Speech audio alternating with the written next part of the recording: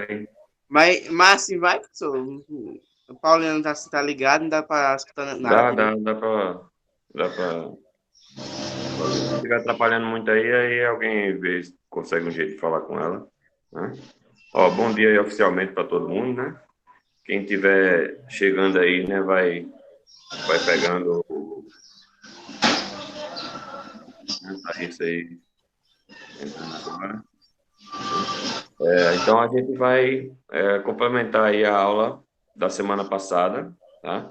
Vocês lembram aí na aula passada a gente falou sobre a história da África, não foi? Que a gente viu ali a história de alguns reinos africanos, né? Alguns impérios africanos ali antes da chegada dos europeus, tá? No continente africano. E aí a gente usou como base, né, para fazer uma análise, né, um contexto histórico, a gente utilizou a história de Zinga, né, Zinga da Angola, rainha de Angola, foi?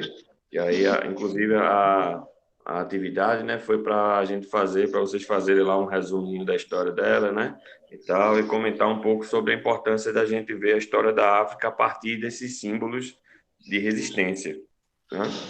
E esse trabalho a gente vai fazer parecido, né? Não a mesma coisa, porque a gente não vai pegar só um personagem, né? Mas a gente vai falar de alguns símbolos também de resistência, né? Da história negra, né? Também nessa aula, né? Porque aí é um trabalho que a gente vai fazendo para a gente conhecer um pouco mais, né? Essa história de resistência, né? Essa história de luta, tá? Contra a exploração, né? Contra a violência, né? Do que essa parte da população, né? Passou por tanto tempo, né? Então, a gente vai falar, o tema da aula de hoje, né? Vai ser exatamente a escravidão, né? A gente vai ver um pouquinho sobre o sistema, né? Como é que funcionou esse sistema escravocrata, né? Que aconteceu aqui no Brasil, tá? Em praticamente todo o Novo Mundo, né? América e tudo mais. E aí a gente vai focar também nas formas de resistência que esse grupo, que essa população, eles adotaram, né? Eles agiram, né? Então, de início, é bom a gente destacar que é um tema, né? Eu como professor de história, né? Eu não sei, eu acredito que vocês como alunos também, né? É um tema que sempre causa uma indignação muito grande, né? Particularmente quando a gente vê essas histórias, conhece um pouquinho a fundo essas histórias, a gente fica com alguma coisa dentro da gente, né? Que chega ferve, e como é que isso foi possível, né? Como é que a humanidade, né, conseguiu criar uma forma tão cruel, né, tão bárbara de explorar, né, até mesmo de explorar o trabalho e a vida do outro, né, que reduziu o outro a uma mercadoria, né, fez várias violências que tirou a humanidade totalmente desse grupo, né. Então é um tema, né, que propicia, né, uma raiva, uma indignação muito grande, né, que ele pode fazer, né, que pode acontecer.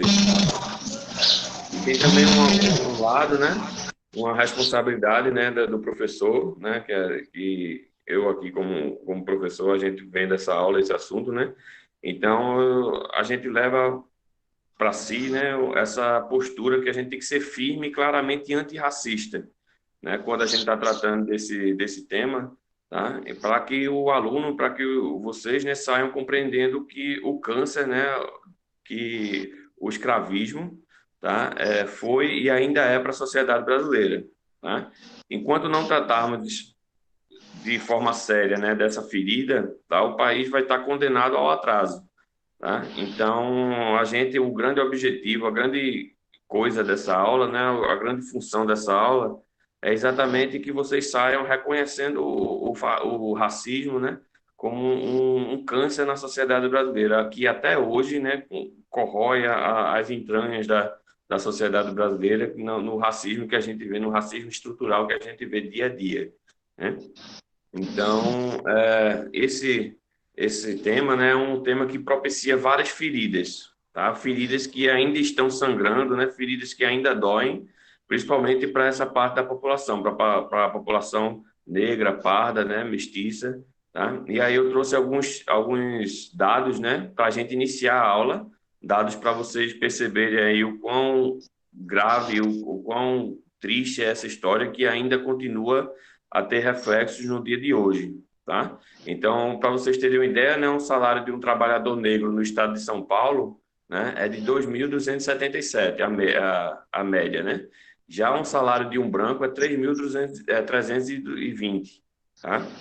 Então já é maior, tá? 8,8% da população negra com mais de 25 anos, né, nunca frequentou uma faculdade. Então, apenas, veja, só 8,8% da população negra, tá, com mais de 25 anos frequentou uma faculdade. Já na população branca, nessa mesma idade, tá, 22,2% já frequentaram uma faculdade, né? Então mostra mais uma vez a desigualdade aí. Então morre mais do que o dobro de jovens negros, tá, ou pardos em relação aos brancos nas guerras urbanas no Brasil, ou seja, vítimas da violência urbana, né? A expectativa entre homens negros está em 67 anos, tá? E a expectativa de vida entre os homens brancos é de 72 anos. 70% dos que vivem abaixo da linha de pobreza são negros, né? E taxa de mortalidade de crianças negras até 5 anos de idade é 67% maior do que a de brancas. Então, veja que esses são apenas alguns dados, tá, para chamar a atenção a vocês, para a gente entender como é que isso pode ser possível. Tá? Isso aí, esse cenário, né, essa constatação não está aí por obra do acaso, né? Não é porque o trabalhador negro merece ganhar menos, não é porque a população negra não merece estar na universidade, tá?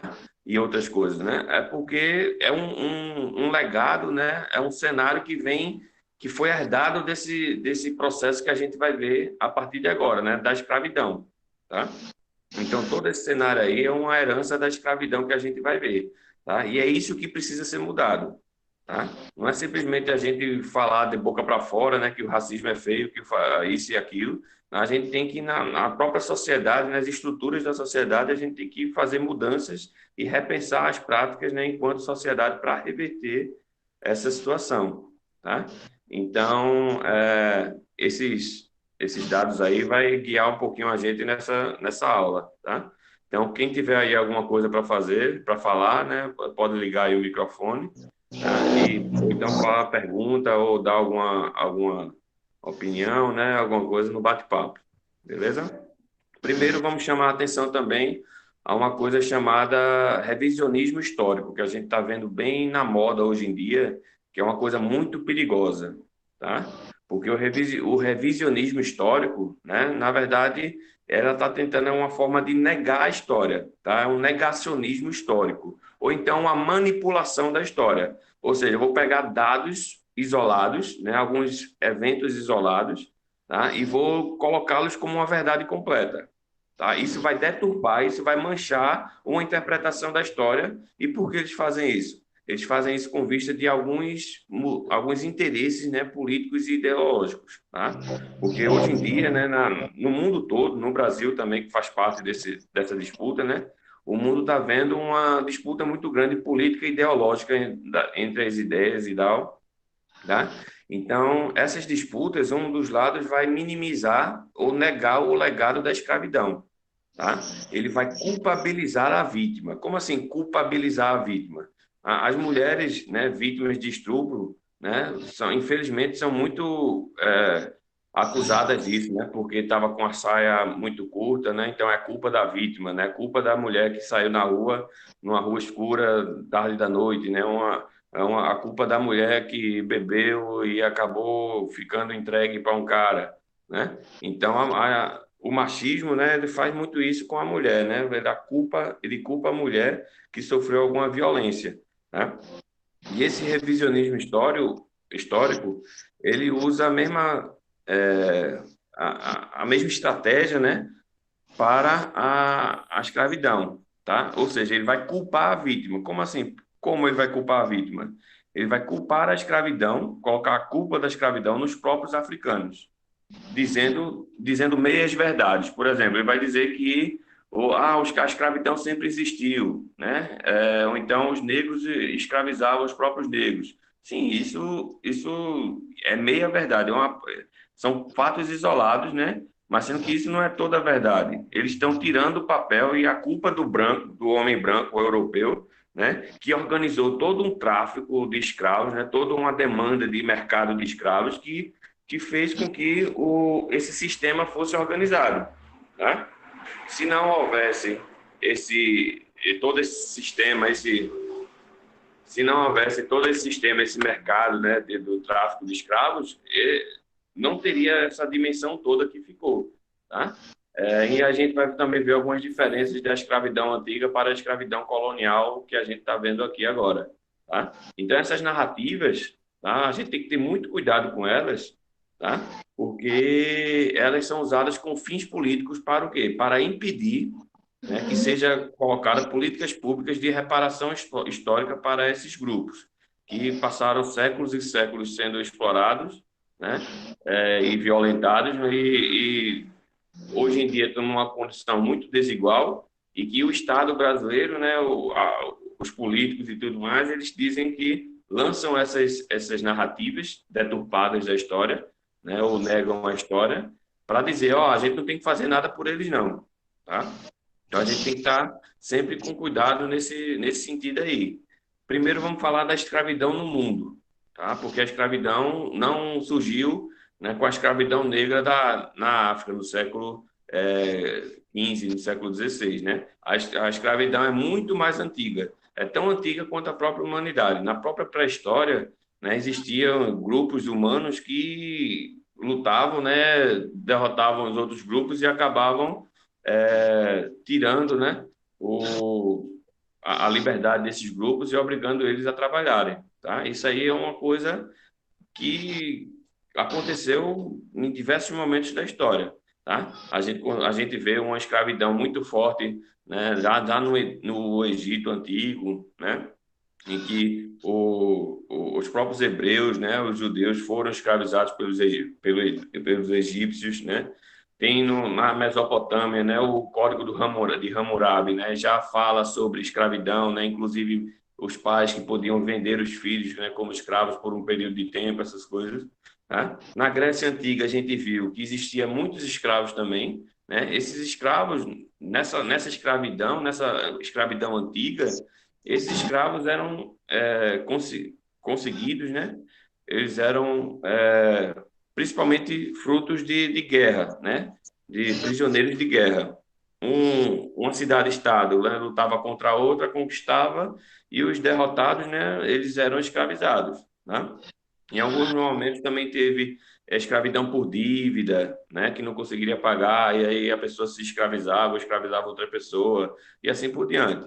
Tá? Então, nessa escravidão antiga, né, o critério para ser escravo era um critério, né, de condição de guerra, tá?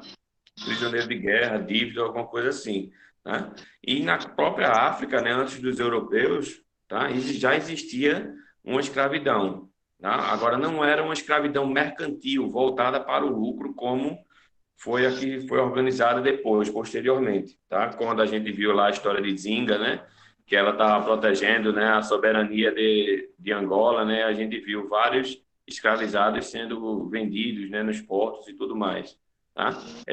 Aquela escravidão já era uma escravidão mercantil, voltada para o lucro, tá? Na África, né, as tribos guerreiras, né, lutavam contra si, né, entre si, e aí eles também eram feitos escravos, derrotados, né? Então existia também uma possibilidade de ascensão ao escravo, né? Ele podia melhorar, se ele fosse é, prestasse serviços, né, para os seus senhores, né? Eles poderiam crescer lá naquela comunidade e tudo mais. E também na África tinha os árabes, né, que foram grandes mercadores de escravos, tá? Agora, esses mercados, né, escravistas, eles mudaram totalmente a partir da chegada dos europeus na África. Tá? E aí, essa chegada do homem branco na África, né, do europeu, principalmente português e espanhol, mas também depois, logo em seguida, veio todos os outros, né, os grandes países europeus, tá? Eles fizeram, né, a maior migração forçada de povos da história. Ou seja, eles capturavam, né, ou contavam com a ajuda de tribos, né, e reinos africanos para capturar os escravos e enviava eles, né, para a um novo mundo, né, para a América, seja nos Estados Unidos, no sul dos Estados Unidos, né, na América Espanhola ou na América Portuguesa, que veio a ser o Brasil, tá? E aí acontece a principal mudança entre a escravidão antiga e a nova, né, e a colonial, tá? Porque a escravidão passou a ter origem e corpo, tá? Antes, os escravos eram principalmente prisioneiros de guerra, tá? Agora, a escravidão passou a ter origem, que era a África, do continente africano, e a cor específica, que era a cor negra, tá? E aí, com base nisso, surgiu toda uma justificativa, uma criação de uma justificativa, né, de legitimar, né, essa escravidão, tá, dos povos negros através da criação do racismo, da ideologia da criação, da fundação da ideologia racista, que aí foram vários elementos que criaram essa noção de que o homem branco, né, estava fazendo um favor ao homem negro, né, para escravizá-lo, tá? Então, ó, esse racismo teve inclusive uma parte, né, científica, ou seja, a própria ciência, os próprios cientistas, entre aspas, né, tentaram usar os métodos científicos, tentaram usar o embasamento racional e tudo mais para tentar comprovar que o negro era inferior do que o branco, tá? Então, o branco tinha uma capacidade intelectual e racional maior do que o negro. Isso aí eles faziam estudos de crânio, como tem na imagem aí, ó, mediam os crânios, né, e tal, analisavam e viam, teoricamente, né, eles diziam que o homem branco tinha um formato mais compatível e tudo mais para a civilização do que o homem negro. Essa teoria, né, teve que lidar com alguns constrangimentos, né, algumas vergonhas aí, porque eles usavam esse embasamento, né, mas quando pegava, às vezes, um crânio de um negro e ia de encontro e era contrário ao que eles estavam concluindo, aí eles diziam, não, não, isso não importa não, né? Ou seja, né, mesmo eles vendo que aquela teoria não se comprovava, né, eles não levavam isso em consideração, né? Eles tiveram alguns momentos assim de vergonhosos nesse sentido, tá? Tem também a parte do racismo bíblico, né? Ou seja, a própria Bíblia, tá? Eu não sei se vocês já ouviram aí a maldição de Cã, né? De Canaã, tá? E é um trecho, né, da Bíblia que teoricamente vai justificar, né, a escravização do povo africano, tá? Que tem uma história, né, uma narrativa na Bíblia de Noé, tá, com seus filhos, né, Sem, Cã e Sete, né? E aí cada um desses filhos ficou para povoar um continente, tá? O Sem ficou na Ásia, tá? O Sete ficou na Europa e o Cã era da África, né? E aí teve um dia, né, que Abraão tomou um negocinho, né? Não, Noé tomou um negocinho a mais, né? Um vinhozinho a mais. Já está presente, mas está ausente ao mesmo tempo. Então, Noé acabou tomando um vinhozinho a mais, né? Acabou se embebedando, né? E aí ele foi dormir nu, né? Desnudo, né? Sem nenhuma roupa. E aí Cã, ele viu Noé, o pai dele, Noé, desse jeito e ao invés de ajudar, ele chamou os irmãos e ficou rindo de Noé, né? E aí quando Noé acordou, ele amaldiçoou o filho de Cã, que é Canaã, né? Ele colocou a cor negra nele e disse, amaldiçoou para que todos os seus descendentes iriam servir como escravos para os outros, para os seus irmãos, né? Então, essa narrativa da Bíblia, né, surgiu para comprovar, para justificar a escravização do povo africano. Então, veja que o racismo, né, ele já vem com um embasamento aí, ou um embasamento científico ou um embasamento religioso, tá? Assim, a diferença entre a escravidão antiga e a escravidão colonial fica evidente, né? Porque a escravidão tradicional, a antiga, tá, foi praticada por diversos povos que escravizavam pessoas devido a guerras, crimes, dívidas, né? E a escravidão colonial, quando a raça passou a ser condição de escravo, aparada por toda uma ideologia racista que visava justificar o processo de escravização dos africanos em benefício das nações europeias. Né? Então, ambas são horríveis, claro, mas a escravidão colonial foi a que nos legou esse racismo que persiste até os dias de hoje e que muitos ainda teimam em negá-lo. Ou seja, pela primeira vez, né, a escravidão passou a ser a ter sinônimo de cor, de pele negra, a origem da segregação e do preconceito racial que ainda hoje assustam e perturbam a convivência entre as pessoas em muitos países, né, como o caso do Brasil e dos Estados Unidos. Tá? Depois que os portugueses chegaram, né, depois que os portugueses chegaram, ficou aquele negócio, aquela questão de que de tentar usar a mão de obra escrava indígena, tá?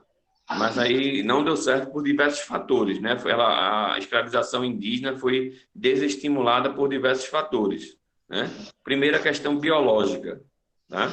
Ou seja, o indígena, né, não tinha anticorpos para alguns das doenças que os europeus já conheciam, né? Como a varíola, né? E várias outras, né? Então, os indígenas morriam muito mais fáceis, né, de forma muito mais fácil do que os africanos. Tá? Os africanos já conheciam, já tinham esses anticorpos e acabavam convivendo melhor, né, com essas doenças. Tá? Conflito com a Igreja Católica, né, porque a Igreja Católica não queria escravizar os índios, né, queria catequizar, queria colocá-los, né, para a fé cristã. Então, a Igreja Católica foi contra a escravização dos índios. Tá? Os índios também tinham grande conhecimento do território. Né? O território já brasileiro, né, eles, como já viviam aqui por gerações e gerações, eles tinham um grande domínio do território. E também tinham um estranhamento cultural em relação ao trabalho. Né? Ou seja, os indígenas estavam acostumados a trabalhar só aquilo que precisava para eles se manter, né? Para se sustentar. Tá? Já a escravidão africana foi estimulada por diversos fatores. Tá? Não tinham conhecimento, os africanos, né? Não tinham no conhecimento do território, tá? E aí eles não tinham como fugir ou como fazer alguma fuga generalizada, porque eles não conheciam totalmente aquele território, né? Eles vinham de nações diferentes que não falavam a mesma língua ou eram de nações inimigas, né? Ou seja, ficavam mais separados, né? Impedia revoltas e tudo mais, né? E não tinha conflito com a Igreja Católica, tá? O que estimulou e foi grande proprietária de escravizados, tá? Então, ao contrário, né, dos índios, né, que a Igreja Católica foi contra, tá? Contra os africanos, né, ela não teve conflito com isso. Inclusive, ela foi uma grande proprietária de escravos, né? A própria Igreja Católica. E aí a gente fala sobre o tráfico negreiro, tá? Que nada foi tão volumoso, né, organizado e sistemático e prolongado, né, quanto o tráfico negreiro para o novo mundo, né? Ou seja, o tráfico negreiro foi quando o escravo era vendido, né, da África e era enviado, né, de navio até o local de destino, onde ele seria comprado, tá? Então, os escravos eram conseguidos por traficantes, tá? Que obtinham os prisioneiros comprando-os caso fossem prisioneiros de guerra ou por meio de emboscadas realizadas pelos próprios traficantes. Né? Os africanos, após terem sido feitos prisioneiros, eram levados a pé até os portos onde seriam revendidos. Nesses portos, os africanos eram marcados com ferro quente para identificá-los de qual comerciante eram. Então, começa o terror a partir daqui, né? A questão, a gente vai ver um pouquinho sobre como era organizado esse tráfico negreiro, né? E o que a população, esse grupo que já estava sendo escravizado, eles tinham que passar, né? Nessa imagem aí, você consegue ver um departamento internamente do navio negreiro. Vocês estão conseguindo ver aí, ó? Aqui em cima, né, o convés, né? Aqui, ó, tem uma pessoa aplicando, né, chicotadas, né, punições para as pessoas, né? Aqui nesse outro lado, vocês estão conseguindo ver aí? Aqui nesse onde o mouse está aqui, ó. Professor, mas também não tinha aquele lá que não tinha um tempo que os navios não eram movidos com os escravos, tipo, com uns pau lá de fora, tipo um remo batendo, não era? Era mas muito esse aí, chicotada para andar no navio. isso aí foi na escravidão antiga, né? Que ainda era por remo, né? Isso aqui, ó, já é um barco à vela, né? Um, um grande navio à vela, né? Então era o vento que iria direcionar ele. Então não precisava dos remadores, né? Então aqui ó, tinha uma pessoa fazendo, obrigando os escravizados, né, a dançar, a se exercitar. Então eles ficavam fazendo, mexendo aqui com eles, tá? Aqui às vezes ocorriam revoltas, né, dentro do navio negreiro. Tem uma pessoa sendo atacada aqui. Ó, quantos amontoados aqui, ó. Parece estante de livros, ó, sendo que é tudo escravizados aqui, ó. Então veja que tem num navio desse cabia até 300 pessoas, né, 400 pessoas, todas amontoadas desse jeito, né, vivendo em condições terríveis. E alguns, ó, quando conseguiam, né, eles até se suicidavam, né, pulando no mar, né. E aí era melhor do que passar por tudo isso aí, né? Só uma imagenzinha, né? Colocando aí para você ver por dentro, né, de um navio negreiro, né? Então, depois de vendidos para algum comerciante europeu, mas está dando para vocês escutarem aí. Eu estou tentando falar alto, né, para vocês conseguirem ouvir aí. Dá sim, professor. Só que Pronto, atrapalha então, um pouco, porque fica assim, ela fica chiando um pouco, mas dá para escutar bem. beleza. Né? Então, depois de vendido, né, para algum comerciante europeu, os africanos embarcavam em um navio chamado tumbeiro. Então, esse navio negreiro, né, ele era chamado tumbeiro porque, na verdade, ele era um local onde muitos morriam, né? Era uma tumba. Para os escravizados, né, era praticamente um destino certo à morte, né? Ao longo de 350 anos, em média, 14 cadáveres foram atirados ao mar todos os dias, né? Então, veja um número muito grande, ó, somando pelo menos 1,8 milhão de cativos mortos só durante a travessia, tá? Só enquanto saía da África até chegar no Novo Mundo, né? No destino. Então, só nisso aí, 1,8 milhão de cativos morreram durante a travessia, né? Os navios negreiros, em geral, comportavam, em média, 300 a 500 africanos que ficavam presos nos porões em uma viagem que se estendiam, né, durante semanas, né? Partindo de Luanda, a viagem para Recife, né, durava 35 dias. Para Salvador, durava 40 dias. E para o Rio de Janeiro, durava entre 50 e 60 dias. Então, ó, 2 meses, em alguns casos, né, de terror desse jeito. Então, de acordo com Laurentino Gomes, morria-se de doenças como disenteria, febre amarela, varíola, escorbuto, né? Os escravos suicidavam-se jogando-se ao mar, aproveitando-se de um descuido dos tripulantes.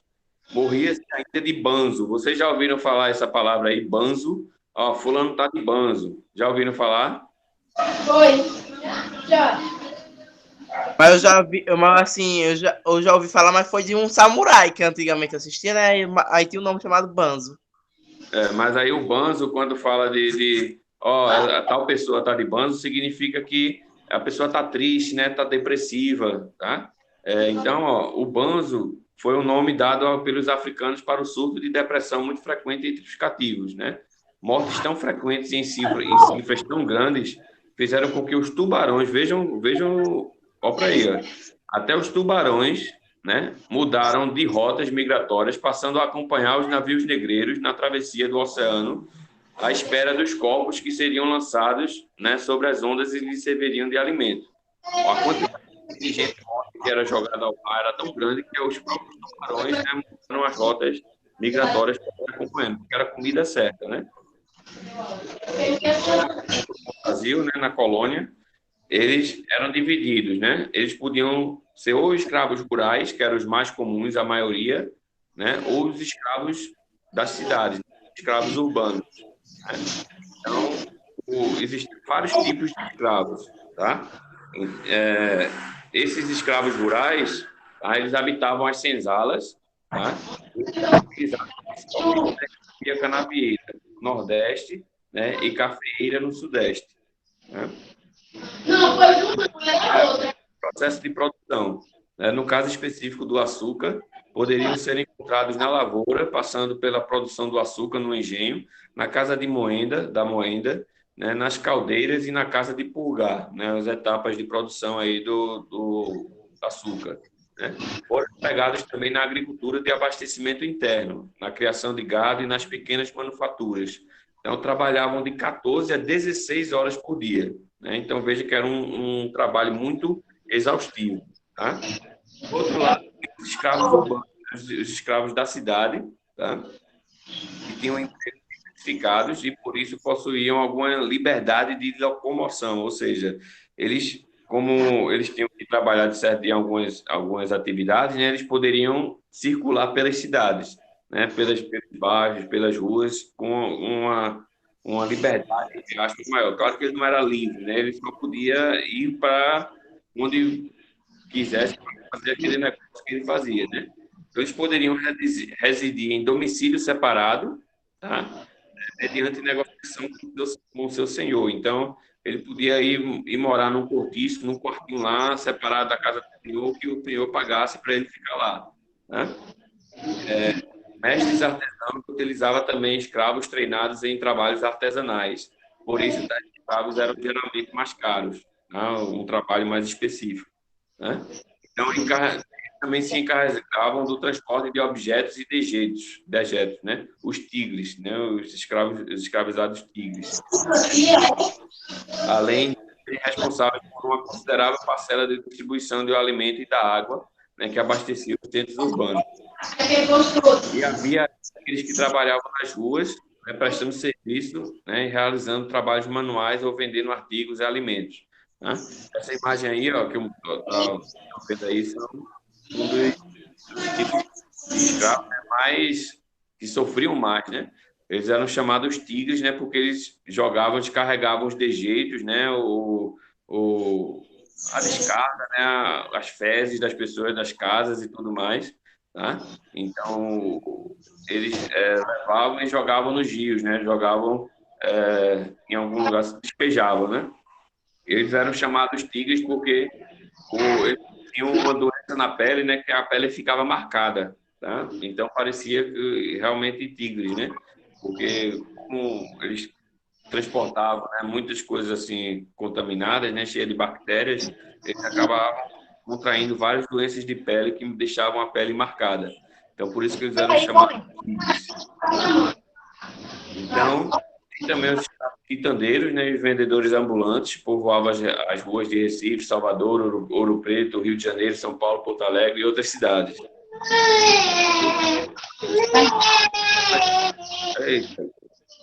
Percorriam as ruas, né, atrás de ocupação, eram chamados de escravos de ganho. Né? Ou seja, eles tinham que ter uma renda fixa, né? Eles tinham que entregar um dinheiro fixo para o seu senhor. Né? Se ele passasse disso aí, se ele não entregasse essa renda fixa, ele poderia apanhar, né? Ele iria sofrer, né? Uma punição. Tá? Se ele passasse essa renda, ele podia guardar e economizar para comprar a alforria, né? Comprar a liberdade. Mas não era fácil. Tá? Né? Então, esse tipo de atividade urbana, né, exigia... Eu vou fazer o seguinte aqui, depois ela volta. Daqui a pouco ela volta. Quando ela... Alguém avisa aí para ela, né, que ela saiu. Quando ela voltar aí, ela pode entrar de volta. Né? Esse tipo de atividade, né, exigia a liberdade de circulação e uma permanência demorada nas ruas. Né? Então, essa vantagem proporcionou a construção de redes de relacionamento próprias distantes das visitas dos senhores, né? Então, facilitando as manifestações de resistência entre os escravizados, né? E aí a gente vai ver um pouquinho agora sobre essas formas de resistência, tá? Então, o conhecimento que já temos sobre a história da escravidão nas Américas, né, torna, de certa forma, muito mais fácil demonstrar que os escravos, né, não foram pessoas passivas e acomodadas, né? Ou seja, eles não passaram por todas essas situações, né, de violência e de exploração, né, sem se manifestar, né, de forma pacífica, né? De forma de cabeça baixa, passiva, né? Eles também resistiram bastante, tá? Então, por muito tempo, né? Historiadores e pesquisadores acreditaram na teoria de que os escravos, né, teriam aceitado pacificamente a submissão do cativeiro, tá?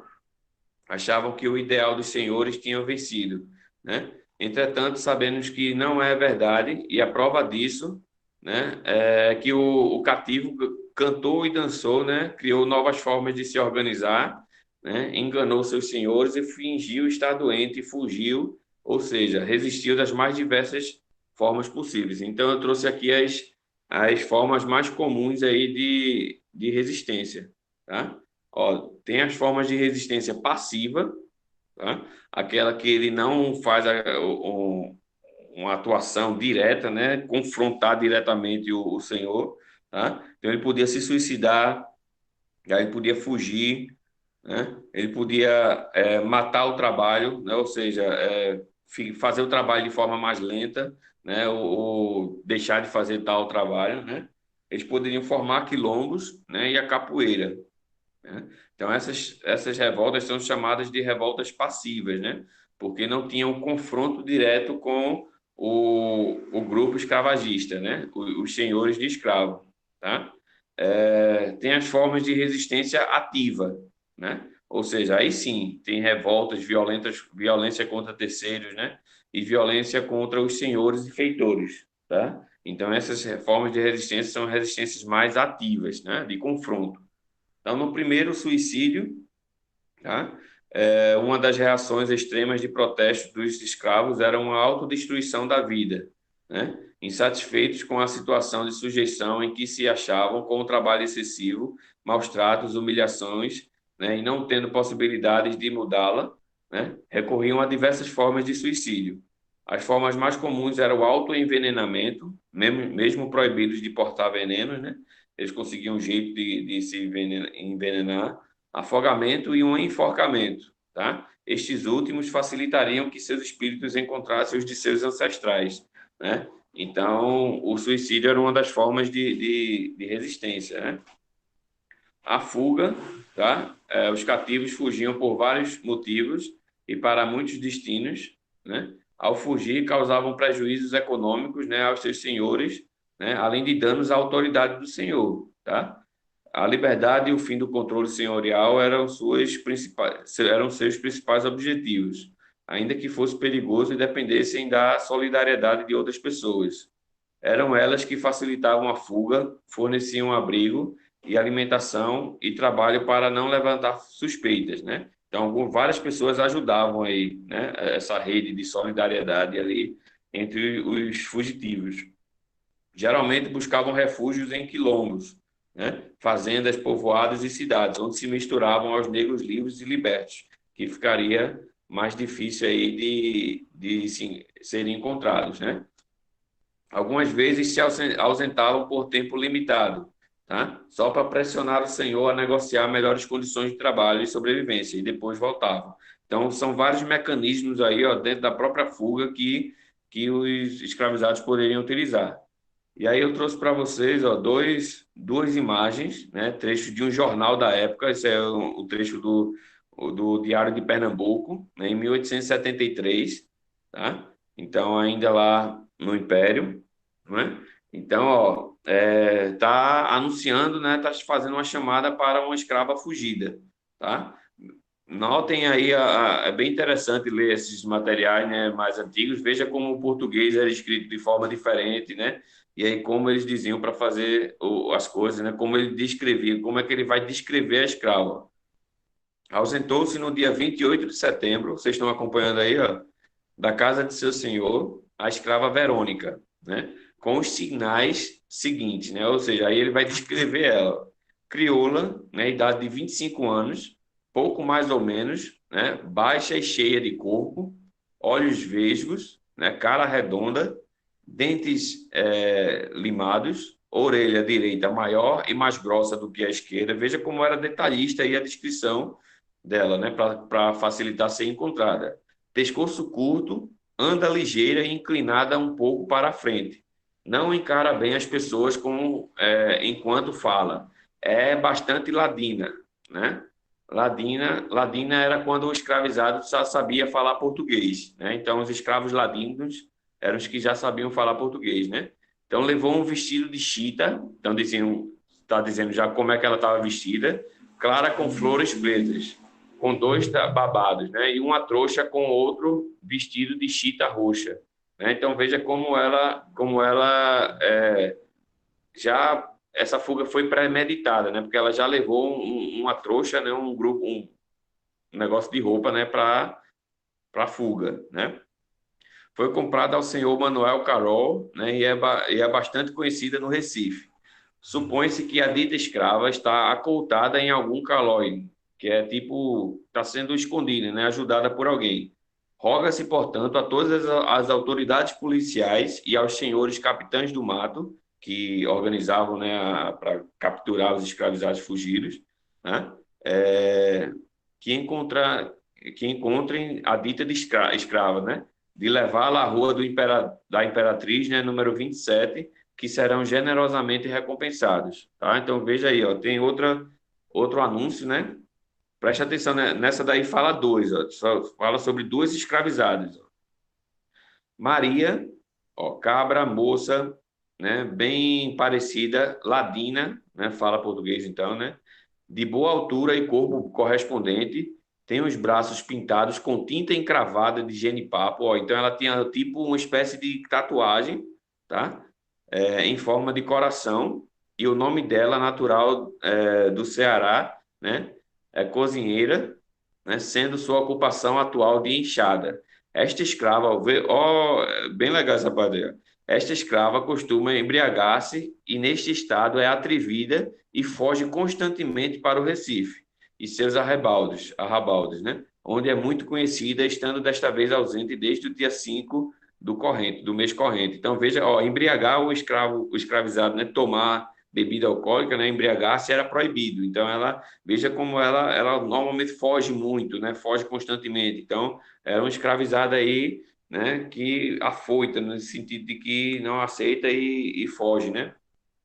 Filipa, negra, cabra, né? Já idosa e cozinheira, alta e seca, né? Foi escrava da viúva do falecido Jacinto Botelho, né? Tem um filho escravo do senhor José Antão de Souza Magalhães, que andava fugido e que veio a seduzir a mãe para acompanhá-la. Então, veja, Filipa já é idosa, ó, então ela saiu, né, ela fugiu com o filho escravo, né, desde o dia 6 do corrente. Então, roga-se à polícia e capitães do mato para as capturas, né, das mesmas escravas que são do engenho Sapucaia, né, de Beberibe. Então, veja que nos jornais, né, apareciam anúncios e tal para capturar os escravizados, né? Tem a possibilidade de matar o trabalho, ou seja, ela demora na execução das tarefas durante a jornada de trabalho, no cumprimento das ordens dos feitores, né, inutilização das ferramentas ou ainda o fingimento de uma doença, né? Alguns, além de enganar e prejudicar o senhor, né, alguns se autoflagelavam ao perceber o quanto eram valiosos enquanto propriedade, né? Então, algumas formas aí de burlar o trabalho, né, para dar um prejuízo ao senhor, né? Tem a formação dos quilombos, né, bem conhecida aí essa forma de resistência. Quilombos eram comunidades organizadas pelos negros fugitivos em locais de difícil acesso. Então, também refugiavam-se neles, né, índios, homens livres, pobres e delinquentes, né? O maior desses quilombos foi o de Palmares, né, em Pernambuco, no século XVII. Engane-se quem acha que todos eram livres e iguais, existia uma hierarquia, né, liderada por Gangazumba, né, e pode ter sido o berço das primeiras manifestações de capoeira, né? Capoeira aí que era proibida, né, e foi muito reprimida também, tá? Pelas autoridades policiais, né? E aí, como mostra aí nesse recorte do jornal também, ó, que ele está dizendo para preocupando aí as elites, né, ganhando espaço nos noticiários, tá?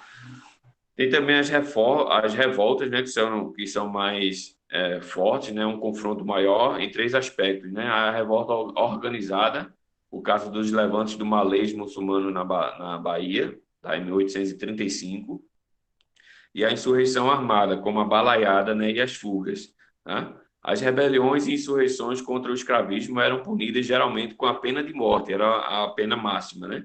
E mesmo assim os escravizados não se intimidavam, né? A delação era uma constante por conta da heterogeneidade da massa escrava, né? E com ela era comum abortar os movimentos antes de sua realização, né? Então, nesse caso, a repressão era implacável, né? Tem algumas imagens aí, ó, de algumas revoltas. Veja que a população branca, ó, tá desesperada, ó. Tem alguns caídos aqui, ó, uns correndo, né, fugindo em desespero, né? E aqui os escravizados, né, portando armas, né, atacando os brancos e tal, os senhores de escravos, né? Aqui também a gente consegue perceber, ó, uma revolta, né, um confronto aqui, os capitães do mato atirando, né, tentando reprimir o movimento, né, e outros fugindo e tal, né? Também tinha violência contra os senhores e feitores, né?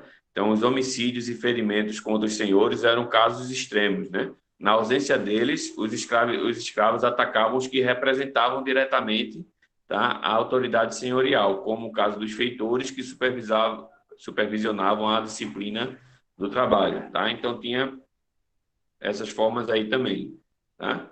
E aí a gente vai ver alguns símbolos, né, dessas resistências, né? Porque tem um ditado africano, né, que diz que ó, até o leão aprender a ler, né, e a escrever, né, a história contada será a do caçador, Ei, pessoal, tá? uma perguntinha assim. Mas os senhores do Egem pensaria que os escravos, ia ficar lá sem tentar fugir, ficar sem liberdade? Não, aposto que eles iam fugir quantas vezes fosse necessário, até conseguir a liberdade.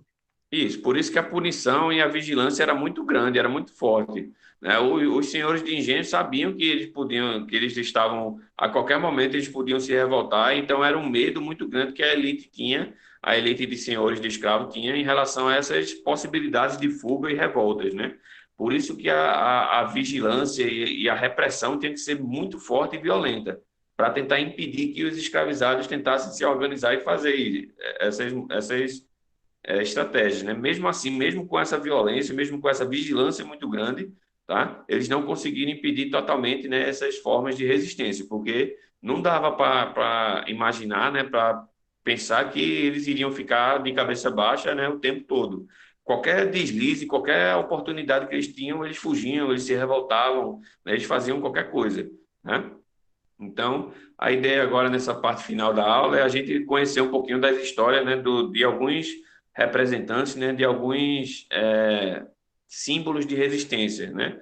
Porque a gente quer fugir, né? Hoje em dia a história, né, a historiografia e tudo mais está tentando fugir dessa ideia de pensar, né, somente pelo lado negativo, tá?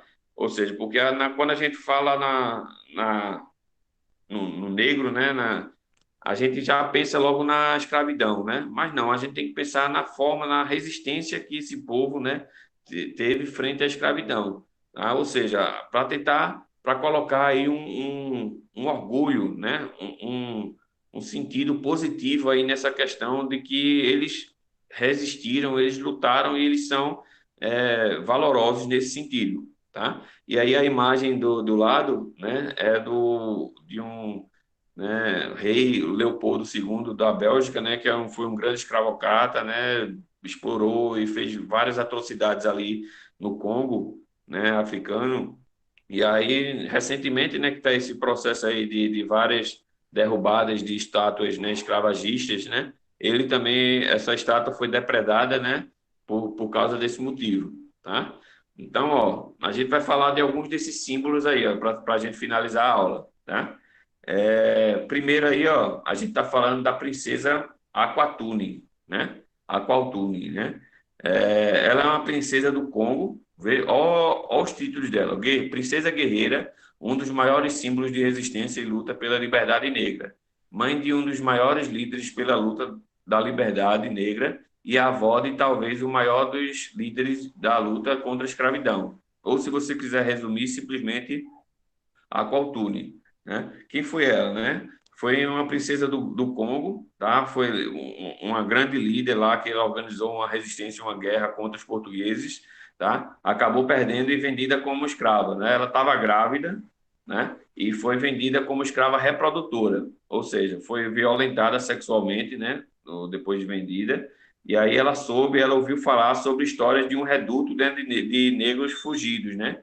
De negros livres que acabou se tornando o Quilombo dos Palmares. Então, ela é uma das fundadoras, né, do Quilombo dos Palmares. E ela também, ela acabou no Quilombo dos Palmares, né? Ela reproduziu os valores e as tradições africanas de sua terra, tá? Então, ela é a mãe de Gangazumba, tá? Que foi um líder do Quilombo dos Palmares, e ela é a avó de Zumbi dos Palmares, tá? Então, os outros símbolos aí, ó, tem Zumbi e Dandara dos Palmares, tá? Dandara é a esposa, né, essa da figura aí, essa mulher da figura, né? É uma heroína, ela é a heroína do Brasil pelo Panteão da Pátria e da Liberdade, tá? É uma das heroínas do Brasil, tá? Ela é esposa de Zumbi dos Palmares e mãe dos filhos dele, né? Participou da elaboração, mas ela não foi só uma esposa, não, tá? Ela participou ativamente, né, junto com o Zumbi, da elaboração de estratégias e lutou diretamente nas batalhas aí contra o sistema escravocrata, né, do século XVII, lá no Quilombo dos Palmares, né? O Zumbi, que sem dúvida é a figura mais clássica, né, é o principal símbolo de resistência negra frente à escravidão, tá? Ele foi o líder do Quilombo dos Palmares e o Dia da Consciência Negra, né, 20 de novembro, tá? É tido, né, em homenagem ao dia de sua morte, né?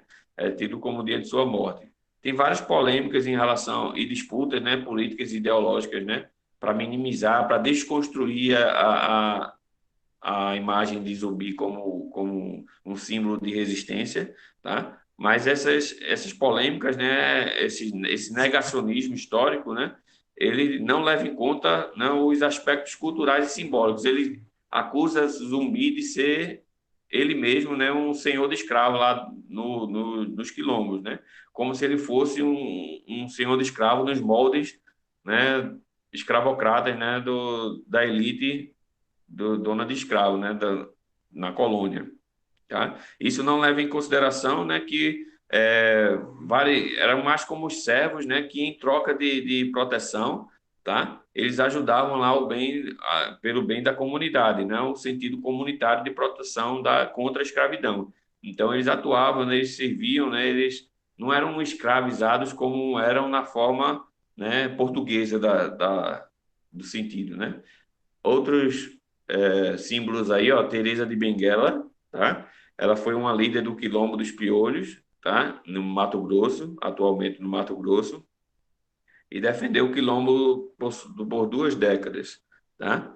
Tem aqui, ó, Maria Firmina dos Reis, tá? Inclusive o Google homenageou ela aí um dia desse, tá? Ela foi a primeira romancista do Brasil, a primeira mulher a ter um romance publicado, né? O romance Úrsula, tá? Então ela é a abolicionista negra que se tornou a primeira romancista do Brasil.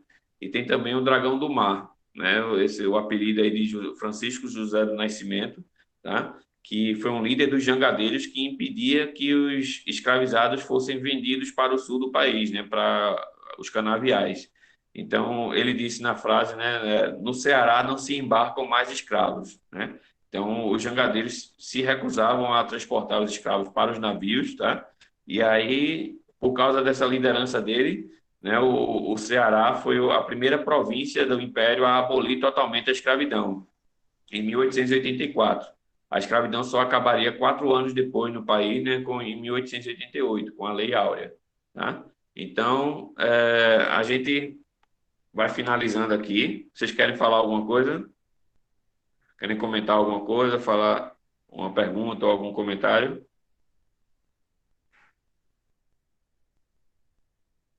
Mas assim, essas pessoas foram o símbolo da resistência, mas elas conseguiram os objetivos que elas tinham? Muitos seguraram o objetivo, né? Tipo, retardaram o objetivo. Eles acabavam, de uma forma ou de outra, perdendo, né? Foram derrotados, então, como o Zumbi dos Palmares, né? Zumbi, as forças, né, da colônia, né, acabaram destruindo o Quilombo dos Palmares e tal, mas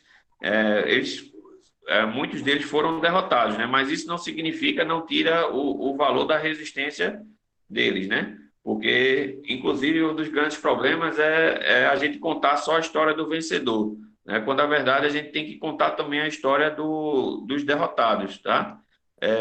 Como, por exemplo, naquela frase que eu falei ali, né? Até o leão aprender a ler, né, escrever, a história será do caçador, dos vencedores, né? A gente tem que saber também a história dos que foram derrotados, né? A história vinda de baixo, para a gente dar valor a essas formas de resistência, né? Como o Jorge está falando aí, ó, vidas negras importam, né? E a gente vê a partir dessa ideia, né, dessa nova visão aí de pegar a história vista de baixo, né, a história vista dos derrotados.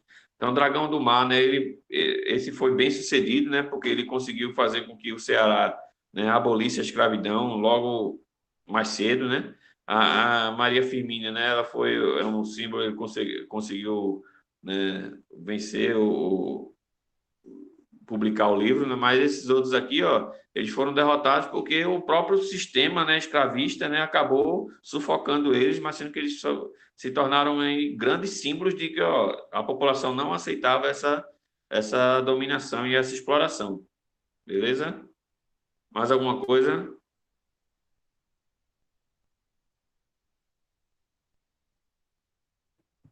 Querem comentar mais alguma coisa aí? Tranquilo?